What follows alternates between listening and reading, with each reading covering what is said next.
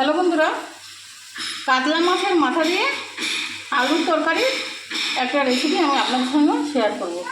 খুব সুন্দর, খুব টেস্টি রেসিপি। এই দেখুন, এরকম মাংসের মতো করে আমি এই 750 মতো আলু আমি কেটে ধুয়ে রেখেছি। আর আর দেখুন মশলা যেটা লাগবে, হাফ চামচ জিরে, হাফ চামচ আদা আর হাফ চামচ কাঁচা লঙ্কা আমি একসঙ্গে বেটে নিয়েছি, আর একটু গরম মশলা বেটে নিয়েছি। আর এই প্রথমে দেখুন, এবার কাতলা মাছের মাথাটাকে আমি ভেজে নেব।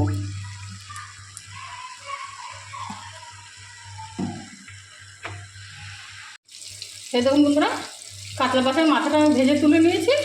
এবার দেখুন, ওই কড়াইতে একটু শুকনো লঙ্কা, একটু গরম মশলা, একটু শুকনো লঙ্কা, একটু জিরে, একটু তেজপাতা ফোড়ন দিয়ে আলুগুলোকে দিয়ে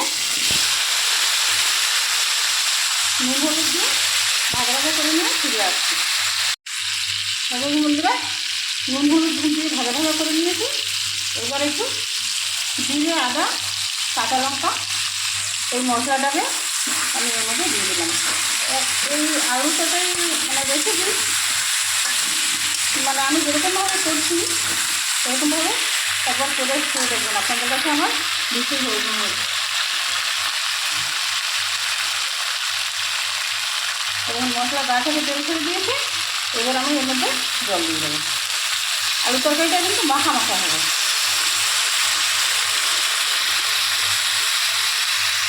ফুটিয়ে উঠুক, তারপরে আর একটু জল দিয়ে দেবো।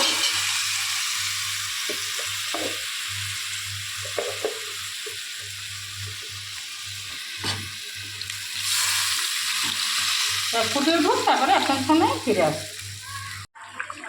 আলুগুলো সিদ্ধ হয়ে গেছে। এবার মাছের মাথাটাকে আমাদের দিয়ে ভেঙে চড়িয়ে দিতে হবে। খুন্তি দিয়ে ভেঙে ভেঙে দিতে হবে, যাতে সব তরকারিটার মধ্যে যায় মাছের মাথাটা।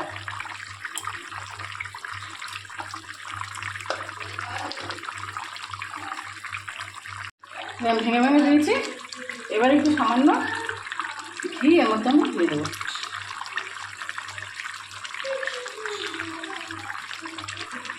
ঘি দিয়ে দিলাম, আর দিয়ে দেবো বেটে রাখা গরম মশলাটা এর মধ্যে দিয়ে দিলাম।